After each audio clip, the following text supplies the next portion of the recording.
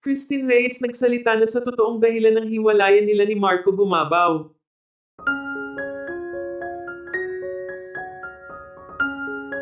Matatanda ang marami ang kilinig noon nang aminin ni Christine Reyes ang tungkol sa relasyon nila ng aktor na si Marco Gumabaw. Marami naman ang nagulat ngayon sa pag-unfollow nila sa isa't isa sa kanilang IG, kung saan hinihinala ng mga netizens na hiwalay na ang mga ito. Samantala ayon sa source third party umano ang hinihinalang dahilan ng kanilang hiwalayan. Nagpasaring din si Christine Reyes sa kanyang post kung saan tila may pahiwatig ito sa ex-boyfriend nito na si Marco Gumabaw. Ayon kay Christine napakasakit umanong malaman na ang taong mahal mo ay may mahal ng iba. Dahil sa naging post na ito ni Christine, marami ang nanghihinayang dahil buong akala umano nila si Marco ang lalaking totoong magmamahal kay Christine sa kabila ng mga lalaking nagdaan sa buhay niya.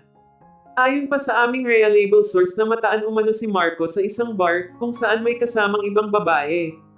Dito na umano napatunayan ng mga netizens na totoo ang balitang hiwalay na sina Marco at Christine. May ilan din na namataan si Christine na paga ang mata, ayon sa ilan sobra-sobra umano ang sakit na dulot ni Marco dito. May ilan din na nagsasabing ganun umano talaga sa showbiz, may mga relasyon na hindi nagtatagal, samantala ayon sa source nagsalita na si Christine Reyes sa totoong dahilan ng hiwalayan nila ni Marco. Ayon kay Christine, hindi umano biro ang ilang taon nilang pinagsamahan ni Marco, hindi umano biro lahat ng saya at lungkot na pinagsaluhan nila. Napamahal na din umano ang kanyang anak kay Marco. Buong akala umano niya na siya na ang forever nito. Nagkamali umano ito, lahat umano ginawa na niya pero laging may kulang.